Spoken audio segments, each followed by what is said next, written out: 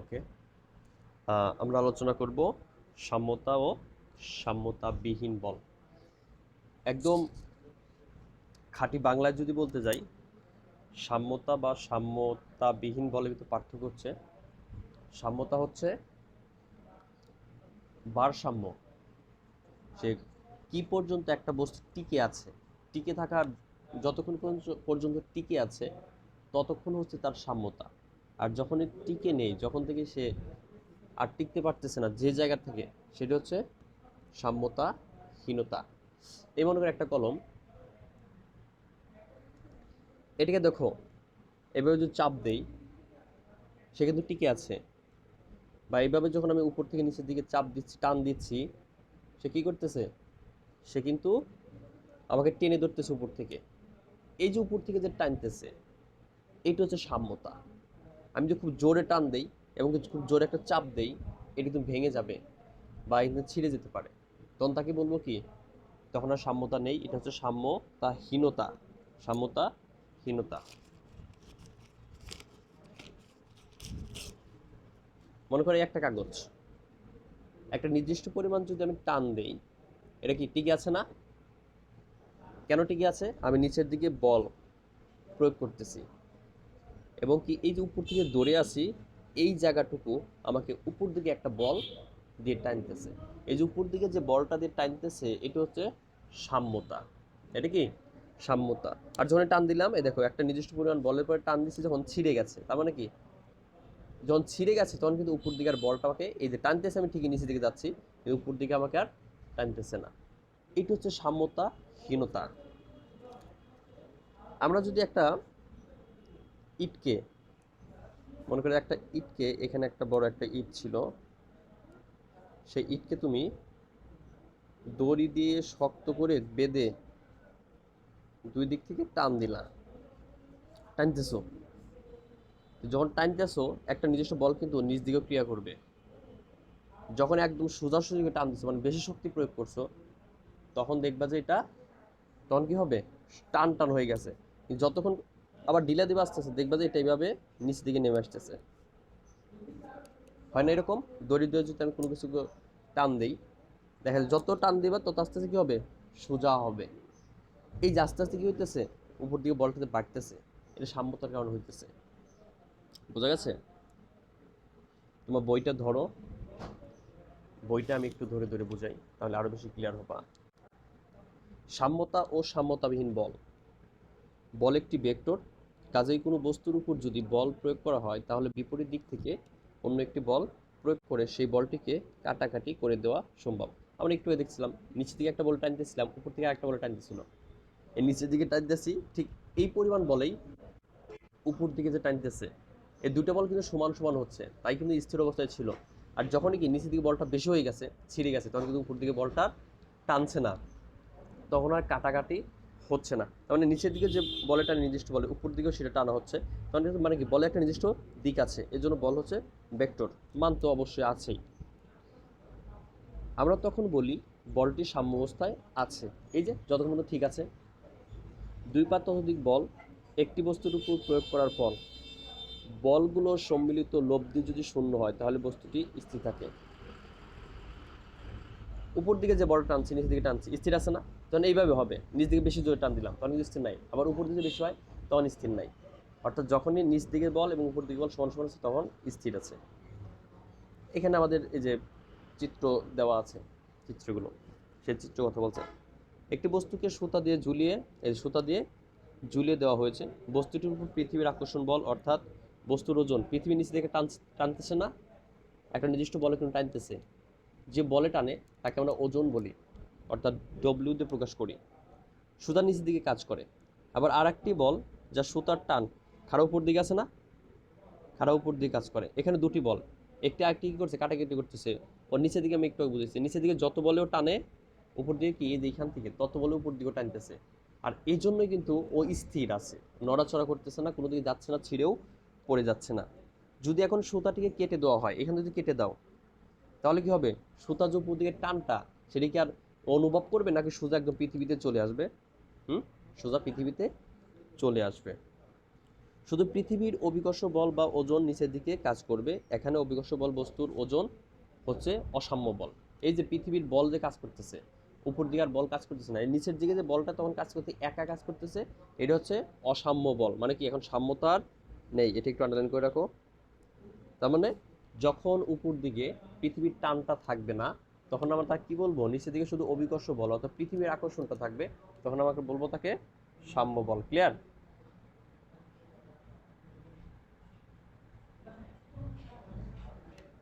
তোমরা কার কথা বুঝতেছো? ওকে।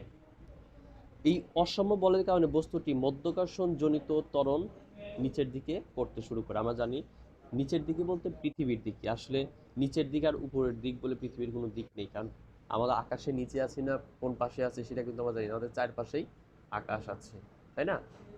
কিন্তু তুমি চিন্তা করো যে এই পুরো খাতাটা একটা মহাবিশ্ব। হুম, পুরো খাতাটা না, এরপরে আরো অনেক আছে এদিক ওদিক, কিন্তু কোথায় যে শেষ হয়েছে আমি জানি না। আমাদের পৃথিবীটা মনে করো যে এখানে এইভাবে আছে, পৃথিবীটা ঘুরতেছে, সূর্য আছে, সূর্যটাও ঘুরতেছে। তুমি চিন্তা করো যে সূর্যটা মনে করো এখানে বড়ই আছে, আমি ছোট করে রাখলাম। আমরা জানি যে যখন সূর্যের দিকে থাকি, যে যখন এইখানে আছে সূর্যটা, পৃথিবীটা এই মুখ করে আছে, যখন এইখানে যে দেশগুলো আছে সেখানে কি করতেছে, সূর্য আলোটা পড়ছে, এজন্য দিন হয়। ঘুরতে ঘুরতে এইটা যখন এইখানে আসতেছে, তখন যে সূর্যটা এদিকে কোথাও চলে আসে বা এদিকে আসতেছে, সূর্য আলোটা যে মুখোমুখি না হয়, তখন কিন্তু এখানে রাত হয়ে যায়। ঠিক এখানেও রাত হয়ে যায়, তখন আবার যখন সূর্যটা এই জায়গায় চলে আসছে, এখানে যদি দিন, যে ভূপৃষ্ঠটা আছে সেখানে কিন্তু দিন হয়। তাহলে দেখো, আমরা রাতে দিনে যে কোনো জায়গায় সবসময় মনে হয় কি আমরা উপরে আছি, তাই না? আমার কাছে মনে হয় কি আকাশটা উপরে আছে। কারণ এই পাশে যদি আকাশ থাকে, এই পাশেও আকাশ আছে, এই পাশেও আকাশ আছে, আমি তো ঘুরতেছিলাম, এবার ঘুরতেছিলাম না, আমি যখনই যেখানেই থাকি দেখতেছি কি চারপাশেই আমার মাথার উপর আকাশ, চারপাশে কি মাথার উপরে আকাশ আছে। তার মানে এখান থেকে স্পষ্ট যে পৃথিবীর উপর আর নিচের দিক নাই, পৃথিবী চার পৃষ্ঠে থাকি, ওই পৃষ্ঠকে আমরা উপর দিক বলতেছি, যেখানে যেখানেই থাকি আমি, সেটাকে দেখে বোঝাচ্ছি উপরের দিক বোঝাচ্ছি। অর্থাৎ অভিকর্ষ বল, অভিকর্ষ ত্বরণ টানে কোন দিকে, এই যে পৃথিবীর কেন্দ্র, পৃথিবীর কেন্দ্রের দিকে, পৃথিবীর কেন্দ্রের দিকে। যদিও পৃথিবীর কেন্দ্রে ওজন কত, শূন্য, কেননা ত্বরণ এখানে কত, ত্বরণ শূন্য। আমরা তারপরে যাই। সুতাটি নাট কেটেও আমরা বস্তুটির উপর অসম বল প্রয়োগ করতে পারি।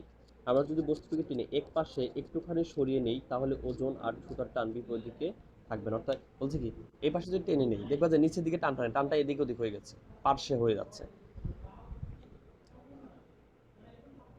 তাহলে ওজন আর সুতার টান বিপরীত দিকে থাকবে না।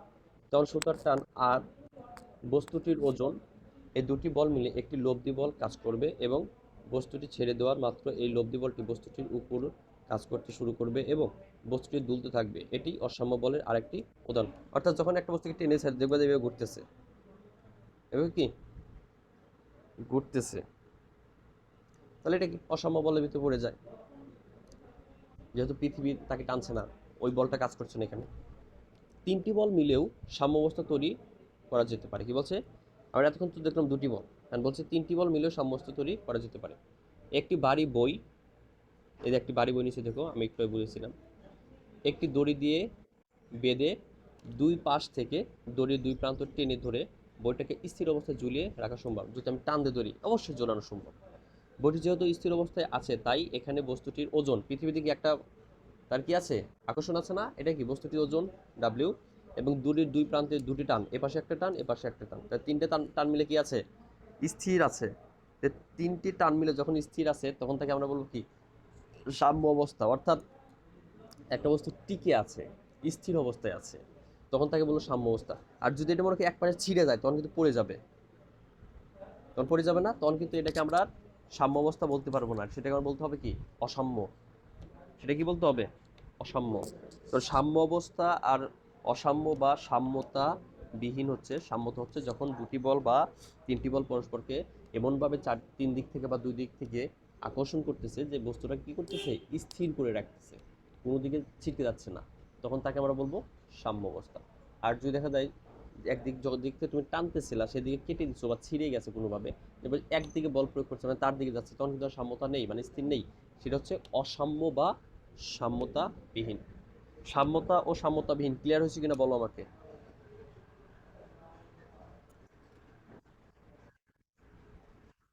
গুড। এরপর আসছে দেখো বরবেগ। বরবেগ ভেরি সিম্পল। বর তো আমরা বরকে কি দিয়ে প্রকাশ করি? বরকে প্রকাশ করি এম দিয়ে, বেগকে প্রকাশ করি ভি দিয়ে, আর বর বেগকে পি দিয়ে। বর বেগ, সুতরাং P equal to M V. তার মানে বর ও বেগের গুণফলকে আমরা কি বলি? বর বেগ। এখানে আমরা একক বের করতে পারি। বরের একক কি বলতো? বরের একক কেজি, আর বেগের একক জানি কি মিটার পার সেকেন্ড। তার মানে এটা হচ্ছে কি বর বেগ। আর এটার মাত্রা কি হবে? বরের মাত্রা হচ্ছে বড় এম, আর বেগের মাত্রা কি এলটি ইনভার্স অন। তাহলে এইভাবে আমরা সরাসরি কিন্তু বের করতে পারি। এই একক মাত্রা ইম্পর্টেন্ট, এই সূত্রটা ইম্পর্টেন্ট। অনেক সময় আছে ভরবেগ দিয়ে আমাদের জড়তার অঙ্কর ক্ষেত্রে কিন্তু বেশ কিছু শক্তির সংরক্ষণশীলতা সেক্ষেত্রে আমাদের জানতে হবে। বর্দ আছে, বেগদ আছে, আদি ভরবেগ এবং কি শেষ ভরবেগ বের করে আমাদের কিন্তু অঙ্ক করতে হবে। আমরা আসব এখানে ভরবেগ বলতে এখানে আর কিছু নাই। এখানে চিন্তা করো, বর আমরা কি জানি? বরের শুধু মান আছে, বরের কি কোনো দিক আছে? 1 কেজি, 2 কেজি, 5 কেজি, এটাকে বলা যায় যে 1 কেজি পশ্চিম দিকে, 1 কেজি উত্তর দিকে, এটা বলা যায়? মিতু কি ঘুমাও? হ্যাঁ মিথিলা, মিতু কি ঘুমায়? মিতু কোনো সারা শব্দ নাই।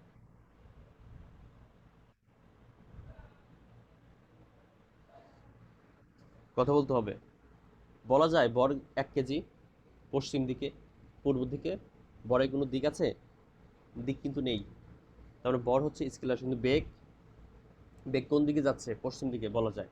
তার মানে বেগের দিক আছে। যেহেতু বরের দিক না থাকলেও একটা বস্তু একটা নির্দিষ্ট বরের নির্দিষ্ট দিকে যাচ্ছে, তখন মানে কি নির্দিষ্ট দিক আছে, তার মানে বর বেগের দিক আছে। কারণ বর স্কেলার ভেক্টর গুণ করলে আমরা ভেক্টরই পাচ্ছি স্বাভাবিক গুণ করলে। তার মানে বর বেগ কি স্কেলার রাশি না ভেক্টর রাশি? ভেক্টর রাশি। কেন কোন দিকে যে বর বেগটা ঘটতেছে, কোন দিকে যাচ্ছে নিয়ে নির্দিষ্ট একটা দিক তো বলাই যেতে পারে। এর জন্য এটাকে বলবো কি ভেক্টর রাশি। আচ্ছা, এখন খুব ইম্পর্টেন্ট একটা প্রশ্ন পড়া, খুব মনোযোগ দিয়ে পড়বা। মনে করো এখানে একটা এমন বস্তু, এখানে একটা M2 বস্তু, ওই দিকে চলতেছিল, এই দিকে চলতেছিল। তো ওর বেগটা মনে করো বেশি, V1 V2, V1 এর মান বেগ বেশি। তাহলে একটা পর্যায়ে এসে কি করবে? যদি বেগ দ্রুত যাচ্ছে, ও একটাখানে এসে M1 আর M2 কি করবে? সংঘর্ষ করবে। যখন সংঘর্ষ করবে এদিক দিয়ে এসে, তখন ধাক্কা দিবে, তখন কিন্তু বিপরীতমুখী আমার নিউটনের তৃতীয় সূত্র অনুসারে যে ক্রিয়া করবে ঠিক সমান বিপরীত প্রতিক্রিয়া করবে। যখন প্রতিক্রিয়া করবে ও কিন্তু কিছু পিছনের দিকে আসবে, মানে ও কী করবে? আবার পিছন দিকে চলে আসবে, ও আবার একটু সামনের দিকে যাবে। এইভাবে ধাক্কা খেতেই থাকবে, আবার পিছন দিকে ধাক্কা খেতে আবার পিছন দিকে আসবে। তো দেখো প্রথমে যে বর ছিল, প্রথম ক্ষেত্রে আদি বরবেগ এম বস্তুর ক্ষেত্রে কী হবে? M1 U1, আর দ্বিতীয় বস্তুর ভরবেগ M2 U2 আদি অবস্থায়। তো এই প্রথম বস্তুর ভরবেগ দ্বিতীয় বস্তুর ভরবেগ দুটো আমরা যোগ করি যদি, তাহলে দেখবে যে সংঘর্ষ যে লাগছে, যখন সংঘর্ষ লেগেছে তখন কি, যখন ধাক্কা তো লেগছে, তারপরে এদিকে কী করছে? প্রতিক্রিয়া বল তৈরি করছে। যখন ধাক্কা লেগেছিল খুব সামান্য ছোট অল্প একটু সময়তে একসাথে চলেছে, ঠিক ওই যে বেগটা ওইটাকে বলা হয় মিলিত বেগ। তো মিলিত বেগের ক্ষেত্রে কি শুধু আমরা একটা বেগ ধরে নিতে পারি, M1 এর ক্ষেত্রেও যা ছিল M2 এর ক্ষেত্রেও তাই ছিল, কারণ একসাথে চলতেছে। তাহলে ভি ধরলাম, তাহলে M1 V plus M2 V. তো এখানে তো এই পাশে তো চেঞ্জ করতে পারতেছো না, M1 U1 plus M2 U2 আমরা এখান থেকে ভি কমান নিতে পারি, তাহলে m1 প্লাস m2 ভি। এখানে ভি হচ্ছে কিন্তু চূড়ান্ত বেগ বা মিলিত বেগ, তাহলে চূড়ান্ত বেগ বা মিলিত বেগ সমান কি লিখতে পারি, V equal to m1 u1 plus m2 u2 m1 plus m2। এই সূত্রটা কিন্তু খুব ইম্পর্টেন্ট, বা এই সূত্রটা আমাদের খুব ইম্পর্টেন্ট, তোমরা জানো, তোমরা আগে পড়েছো।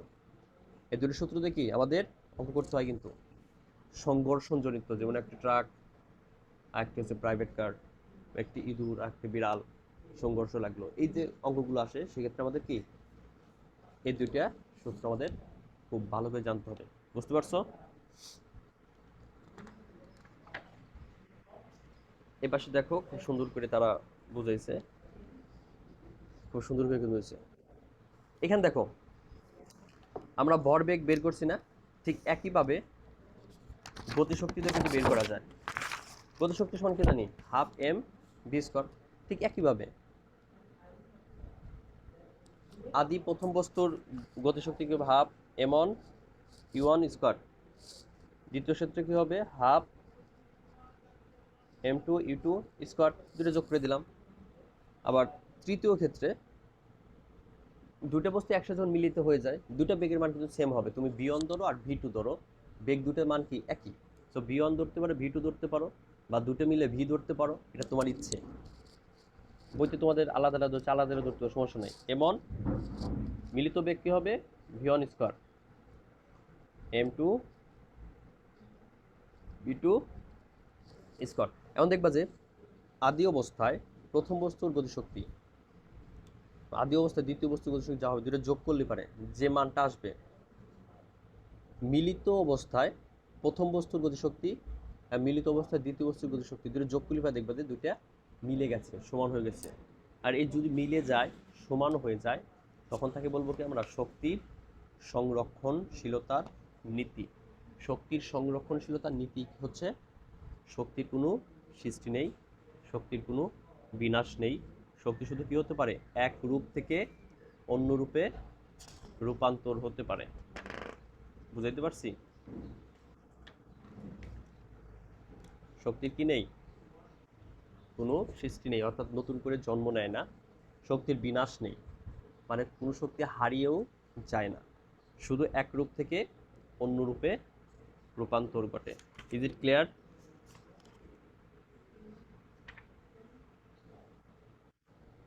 মিথিলা, মিতু, বুঝতে পারছো? মিতু বুঝতে পারছো? মিতু, ওকে। এরপর ওইটা নিজেরা পড়ো তো, নিরাপদ ভ্রমণ ও গতি ও বল। রিডিং পড়ো তো একজন, মিতু পড়ো।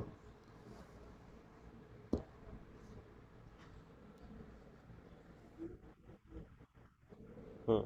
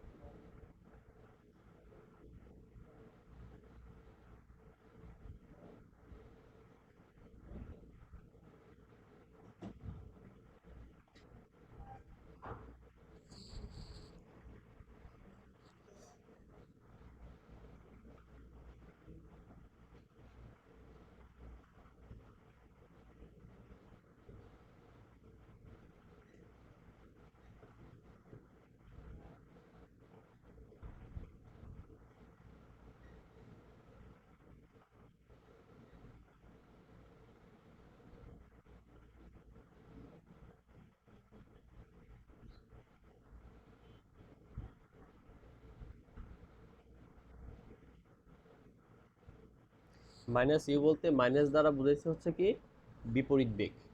মাইনাস দ্বারা মানটাকে বিপরীত বুঝায় না, অর্থাৎ উল্টো দিকে আসতেছিল, এটাই। কন্টিনিউ।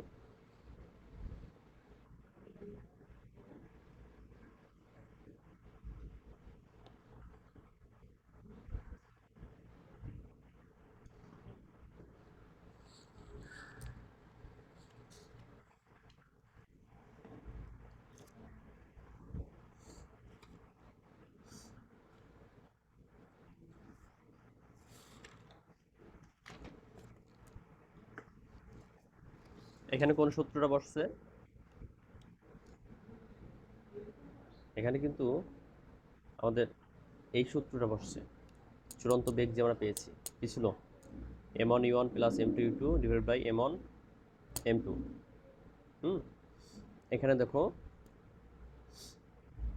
m2 এর মান 0 ধরেছে, m2 এর মান 0 ধরেছে, তো এখানে একটু বেশি লেখার দরকার ছিল না। এখানে m1 এর মান থাক, আদিবেগ থাক, m2 এর মান, m এর মান, এটা গুণ করব, m2 এর মান গুণ করব। আমরা এখানে এত কিছু লিখবো না, ঠিক আছে? আমরা এই যে ফর্মুলা দেখব।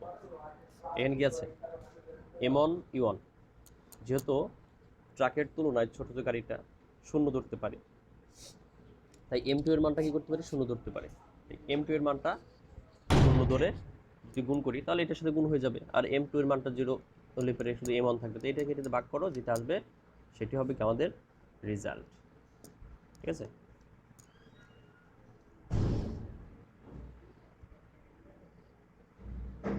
সংঘর্ষ দেখো, যেহেতু m2 এর মান খুবই নগণ্য, তাই সংঘর্ষের সময় কিন্তু m2 গাড়ি যেটা আছে সেটা কিন্তু ভেঙে চুরমার হয়ে গেছে, অবস্থা টাইট। কিন্তু m1 এর কিন্তু খুব একটা কিচ্ছু হয় নাই, ও কিন্তু দেখা যাবে কি সংঘর্ষের পর ট্রাকটি একই বেগে যাচ্ছে। কেন? ওকে তো m2 খুব একটা বাধা দিতে পারে নাই। তাই ভয়াবহতা কার জন্য হবে? ছোট গাড়িটির। বলছে দেখো, ছোট গাড়িটির বেগ -u থেকে বিপরীত হয়ে 3u হয়ে যাবে, যার অর্থ বেগের পরিবর্তন 3u - -u অর্থাৎ 4u। ছোট গাড়ির বেগের দিক বিপরীত হয়ে উল্টো দিকে 4 গুণ বেগে ছিটকে যাবে, অর্থাৎ গাড়িটা যে দিক থেকে আসতেছিল তার ঠিক উল্টো দিকে যাবে, কেননা উল্টো দিক থেকে তো, বিপরীত দিক থেকে তো কি আসতেছিল, ট্রাক আসতেছিল। অর্থাৎ একটি ট্রাক এদিক থেকে আসছে, আরেকটা মনে করো ছোট গাড়ি এদিক থেকে আসছে, যখন লাগছে ও এদিক থেকে আসতেছিল না, ও তো এদিকে প্রচুর বল, তা কী করবে, ওই এদিকে এখানে লেগে উল্টো দিকে যাবে। ও যদি -u বেগে আসে, এখানে কি 4u বেগে এদিকে যাবে, একদম চূর্ণ বিচূর্ণ হয়ে যাবে। ছোট গাড়ি বেগের দিক পরিবর্তিত হয়ে উল্টো দিকে 4 গুণে যাবে, এটা নাম করো। এই প্রক্রিয়ায় ছোট গাড়িটি ধুমড়ে মুচড়ে ধ্বংস হয়ে যাবে এবং আরোহীদের প্রাণ হারানো হবে, খুবই স্বাভাবিক ঘটনা। মানে গাড়িটাকে একদম মুচড়াই ফেলছে, সেখানে তো যাত্রীদের অবস্থা আরও অবস্থা খারাপ হবে। কাজে আমাদের পথে গাড়ি, ট্রাক এবং বাস খুব সতর্ক হয়ে চালাতে হবে, কেননা দেখো যেটা ভারী তার কিন্তু ক্ষতি হচ্ছে না, ক্ষতি হচ্ছে যেগুলো হালকা ছোট যানবাহন তাদের ক্ষতি হচ্ছে। কারণ দুর্ঘটনায় বেশি ক্ষতিগ্রস্ত না হলেও তাদের সাথে মুখোমুখি সংঘর্ষ হলে ছোট গাড়ি অনেক বেশি ক্ষতিগ্রস্ত হবে। এইটা ছিল আমাদের নিউটনের দ্বিতীয় সূত্রর সংরক্ষণশীলতার নীতি সম্পর্কে ব্যাখ্যা, প্রথম সূত্রটি আর কি এটা। আমরা এরপরে নিউটনের দ্বিতীয় সূত্রে যাব, তবে আজকে আর যাব না, রোজার ভিতরে এমনিতেই দেখা যায় সবাই সময় পাও না, কিন্তু পড়াশোনা কিন্তু বের করতে হবে, একেবারে কিন্তু বসে থাকা যাবে না। আগামীকালকের পড়া কি তাহলে 68 পৃষ্ঠা থেকে 74 পৃষ্ঠা আগামীকালকের পড়া। এখান থেকে সাম্যতা ও সাম্যতাবিহীন সংজ্ঞাগুলো খুঁজবা, উদাহরণগুলো ভালো করে দেখবা, ভরবেগের সংজ্ঞা প্লাস একক উদাহরণ সূত্র ভালো করে দেখবা, সংঘর্ষ বলে এখান থেকে ভরবেগের এবং শক্তির সংরক্ষণশীলতার যে সূত্রটা বুঝিলাম সেটা খুব ভালো করে দেখবা, এবং নিরাপদ গতির এখানে ভালো করে দেখবা। আমি তোমাদের এই লেকচারটা তোমাদের গ্রুপে হয়তো বা আপলোড করে দিব, এরপরে যদি দেখার ইচ্ছা হয় দেখে নিতে পারো, ভুলে গেলে কোনোটা দেখে নিবা, ঠিক আছে? এখন বলো কোথাও কোনো প্রশ্ন আছে কিনা।